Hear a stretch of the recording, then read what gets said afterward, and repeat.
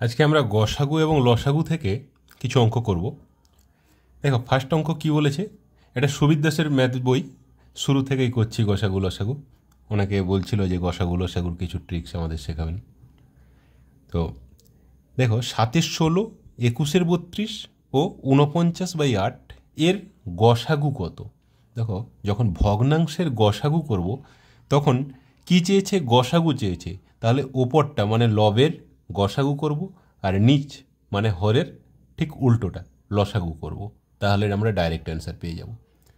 7, 21 আর 49 এর গসাগু কত হবে দেখেই আমরা বলতে পারি 7-3 আর 7-7 49, তাহলে 7 হয়ে যাবে গসাগু। আর নিচে 16, 32 আর 8 এর লসাগু কত হবে, দেখো 8 4 32, আবার 16 2 32, তাহলে 32 হয়ে যাবে লসাগু। উপরে গসাগু আর নিচে লসাগু আমরা পেয়ে গেলাম, মানে 7/32। আমার পেন ইউজ না করে আমি করে নিতে পারবো। 7-এর 32 মানে অপশান ডি হয়ে যাবে অ্যান্সার। নেক্সট কি বলেছে, 5-এর 2, 8-এর 9 এবং 11/14 এর লসাগু নির্ণয় করো। আগেরটাই আমরা গসাগু নির্ণয় করেছিলাম, এটাই লসাগু, ভগ্নাংশের লসাগু। তাহলে যেহেতু লসাগু বলেছে, ওপরটা মানে লবের লসাগু হবে আর নিচ মানে হরের গসাগু হয়ে যাবে। যেটা চাইবে ভগ্নাংশের ক্ষেত্রে ওপরটার ওইটা করব আর নিচে তার ঠিক উল্টোটা করব। যেহেতু এখানে লসাগু চেয়েছে, তাহলে লবের লসাগু হরের গসাগু, মানে উপরের লসাগু আর হরের নিচের গসাগু। তাহলে লসাগু 5, 8 আর 11, দেখো প্রত্যেকটা কেউ কারোর কাটাকাটি হচ্ছে না। 5 আর 8-এ প্রাইম টু ইচ আদার, মানে এদের মধ্যে কোনো কমন ফ্যাক্টর নেই। 8 আর 11 এদের মধ্যেও কোনো কমন ফ্যাক্টর নেই, আর 5-11-র মধ্যেও কোনো কমন ফ্যাক্টর নেই। তাহলে আমরা ডাইরেক্ট এটা গুণ করে নেব। 5 8-এ 40, 40 গুণিত 11 440। আর নিচে গসাগু কত হবে, 2, 9 আর 14। 2 আর 14-র গসাগু, যেহেতু 2 7-এ, তাহলে 2 গসাগু হয়ে যাবে। কিন্তু 9 আর 2-এর মধ্যে কমন কি আছে, কিছুই কমন নেই, তাহলে গসাগু হয়ে যাবে 1। উপরে লসাগু করলাম, কত পেলাম 440, আর নিচে গসাগু 1, তাহলে 440/1 মানে 440, অপশান সি হয়ে যাবে অ্যান্সার। এগুলো আমরা মুখে মুখেই করতে পারবো। নেক্সট কি বলেছে দেখো, 0.4, 0.44 মানে 44 আর 0.444 এর গসাগু নির্ণয় করো। দেখো পয়েন্টে আছে, মানে আমি এটাকে ভগ্নাংশের কনভার্ট করে নিতে পারি। আগে আমি ভগ্নাংশে কনভার্ট করে দেখাচ্ছি। এখানে অপশানগুলো একটু ভুল আছে, এগুলো 0.02 নয়, 0.04, হওয়ার কথা, আবার দুটো একই দেওয়া আছে। যাই হোক, আমি 0.4-কে 4/10 লিখতে পারি, 0.44-কে 44/100 লিখতে পারি, আর 0.444 মানে 444/1000 লিখতেই পারি। এবারে আমার কি চেয়েছে, গসাগু চেয়েছে, তাহলে গসাগু কি করব, ওপরটার গসাগু করব। 4, 44 আর 444 গসাগু কত হবে, ক্লিয়ারলি 4।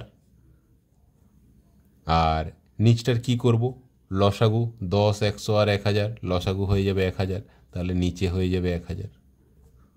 এটাই ইকুয়ালস টু কত, 4/1000 মানে 0.004 হয়ে যাবে অ্যান্সার, 0.004।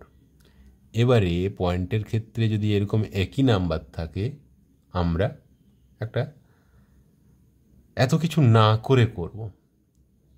যেমন যদি বলে 0.9, 0.99 আর 0.999, এক্ষেত্রে আমরা ডাইরেক্ট কি করব, আমরা যে নাম্বারটা থাকছে ওটা লিখব। তার আগে আমরা জিরো বসাবো। কতগুলো জিরো বসাবো না, পয়েন্টের পরে সব থেকে বেশি সংখ্যা কত আছে, 3টে। তাহলে পয়েন্টের পরে আমার 3টে সংখ্যা করতে হবে, 0.009, 3টে সংখ্যা হয়ে যাচ্ছে, আমাকে ওটা করতে হবে, তাহলে ডাইরেক্ট আমরা গসাগু পেয়ে যাব। ঠিক আছে, তাহলে এখানে অ্যান্সার কত হবে এটার ক্ষেত্রে 0.004। এবারে দেখো সিমিলারলি একটা লসাগু রয়েছে 0.9, 0.09 আর 0.009। এটা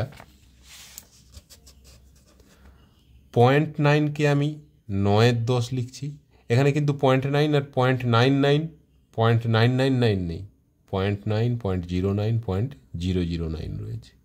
তাহলে 0.9কে 9/10, 0.09কে 9/100 আর 0.009কে 9/1000 লিখছি। এবারে কী চেয়েছে? লসাগু চেয়েছে, তার মানে ওপরটার আমাকে লসাগু করতে হবে। ওপরটার লসাগু কত? 9। আর নিচে কি করব? নিচে করব গসাগু। গসাগু 10, 100, 1000-এর গসাগু 10, তাহলে 9/10 দ্যাট ইজ 0.9, মানে লসাগু হয়ে যাবে 0.9। অপশান বি হয়ে যাবে অ্যান্সার। এই টাইপের যখন লসাগু চাইবে, যদি পয়েন্টের পরে যে নাম্বারটা আছে তারপরে পয়েন্টের পরে 09, পয়েন্টের পরে 009, আরও 10টা পয়েন্টের পরে 0009, পয়েন্টের পরে 00, 4টা 5টা 0, তারপরে 9, সেক্ষেত্রে সবসময় লসাগু হয়ে যাবে 0.9। আচ্ছা, এইটা আর একটা ভুলে গেলাম যে বলতে, এই যে আগেরটাই যেটা দেখেছিলাম আমরা 0.4, 0.44, 0.444, এর যদি লসাগু বলতো আমরা কি করতাম? আমরা এখানে ভেঙেছিলাম, কি পেয়েছিলাম? 4/10, 44-এর 100 এবং 444-এর 1000। এর যখন আমরা লসাগু করতাম, ওপরটার লসাগু করতাম, 444 হয়ে যেত ওর লসাগু। আর নিচটার কি করতাম? গসাগু। গসাগু কত পাচ্ছি? 10। তাহলে অ্যান্সার কত হতো? 44.4। 10 দিয়ে কাটলে 444কে 44.4। তো এক্ষেত্রে আমরা ডাইরেক্ট কি করে করব? না, পয়েন্টের পরে মিনিমাম কটা সংখ্যা রয়েছে, যেখানে মিনিমাম রয়েছে কটা সংখ্যা? এখানে 4, একটা সংখ্যা রয়েছে। তাহলে আর পয়েন্টের পরে সব থেকে বেশি যদি একই নাম্বারগুলো থাকে, 1, 2, 3 এরকম করে যদি নাম্বারগুলো থাকে, তখন মানে 0.9, 0.99, 0.999, এটার ক্ষেত্রে যেমন লসাগু করলে হয়ে যাবে 99.9। কী করে? আমি মুখস্থ করে রেখেছি না, আমরা কী করে করছি না, পয়েন্টের পরে এখানে যদি আমাকে নাম্বারগুলো থাকতো 0.9, আচ্ছা 0.9 নয়, 0.99, 0.999 আর 0.9999, 0.99, 0.999 আর 0.9999। তাহলে এখানে কি হবে না, লসাগু বের করতে হবে। এখানে পয়েন্টের পরে সব থেকে বেশি কি আছে? 4 ডিজিট আছে, লিখে নিলাম। এবারে লসাগু কি এটা হবে? না। কত হবে? পয়েন্টের পরে সব থেকে কম ডিজিট কোনটা? 2টো। তাহলে আমি 2টোর আগে পয়েন্ট বসিয়ে দেবো, 99.99 হয়ে যাবে লসাগু। তোমরা ভগ্নাংশে ভেঙে করে দেখো, এটাই হয়ে যাবে। চলো নেক্সট কি আছে দেখি। 5 নাম্বার কি বলেছে না, 0.54, 1.8 আর 7.2 এর গসাগু। আচ্ছা, 0.54, 1.8 আর 7.2 এই নাম্বারগুলো আমরা যদি দেখি,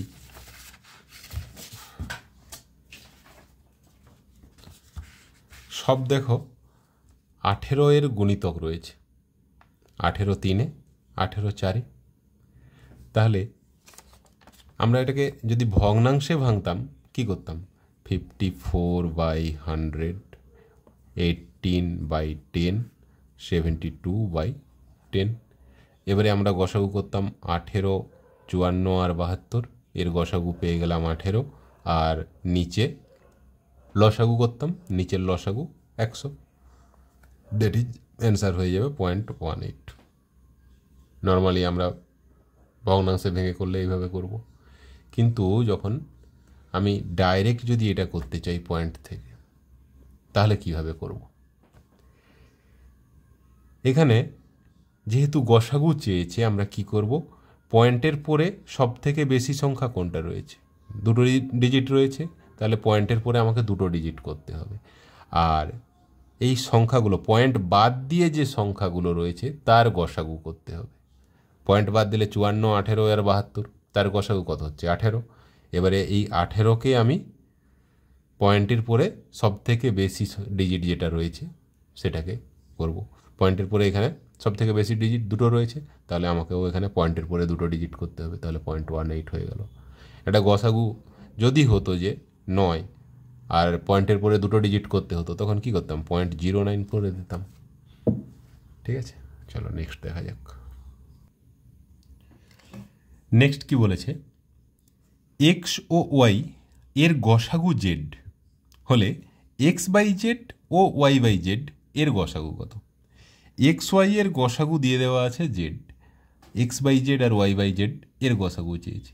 আচ্ছা, এক্স বাই জেড আর ওয়াই বাই জেড এটা ভগ্নাংশ আকারে আছে, যেহেতু গসাগু চেয়েছে তাহলে আমি উপরে মানে লবের গসাগু বের করব। লবের গসাগু কত, এক্স আর ওয়াই এর গসাগু আমার দেওয়া আছে জেড, তাহলে আমি ডাইরেক্ট লিখে দিচ্ছি যে লবের গসাগু জেড। আর নিচে কি আছে, দুটোতেই জেড আছে, তাহলে লসাগু কত হবে, জেড আর জেডের লসাগু জেড, তাহলে গসাগু কি হবে জেড বাই জেড, তার মানে 1, অপশান সি হয়ে যাবে অ্যান্সার। নেক্সট কি বলছে দেখো, দুটি সংখ্যার লসাগু 50 এবং গুণফল 250, গসাগু কত। আমরা সবাই জানি যে যে কোনো দুটো সংখ্যার লসাগু এবং গসাগুর গুণফল সংখ্যা দুটির গুণফল হয়। লসাগু গুণিত গসাগু ইকুয়ালস টু সংখ্যা দুটির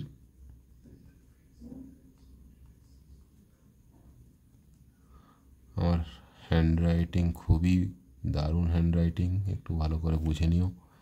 সংখ্যা দুটির গুণফল, লসাগু গুণিত গসাগু ইকুয়ালস টু সংখ্যা দুটির গুণফল। তাহলে এখানে কি বলেছে, দুটি সংখ্যার লসাগু দেওয়া আছে 50, গুণফল দেওয়া আছে 250, গসাগু কত হবে। আমরা গুণফলকে মানে 250কে যদি লসাগু দিয়ে ভাগ করে দিই তাহলে কিন্তু ডাইরেক্ট আমরা গসাগু পেয়ে যাব। 250/50 দ্যাট ইজ 5, অপশান সি হয়ে যাবে অ্যান্সার। নেক্সট কি বলছে, আবার সেম কোশ্চেন, দুটি সংখ্যার গুণফল দেওয়া আছে, গসাগু দেওয়া আছে, লসাগু কত হবে। 1320কে আমরা যদি 6 দিয়ে ভাগ করে দিই, মানে গুণফলকে গসাগু দিয়ে ভাগ করলে লসাগু পেয়ে যাব। 1320কে 6 দিয়ে ভাগ করলে 6 2 12, 1 2 2 0, 220, অপশান এ হয়ে যাবে অ্যান্সার।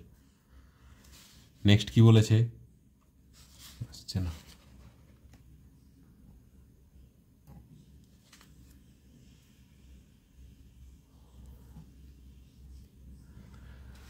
দুটি সংখ্যার লসাগু 2310 এবং গসাগু 30, একটি সংখ্যা 210 হলে অপরটি কত।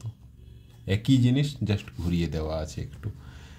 কি বলেছে না, লসাগু 2310, গসাগু 30, তার মানে লসাগু এবং গসাগুর গুণফল কত হবে 2310 গুণিত 30।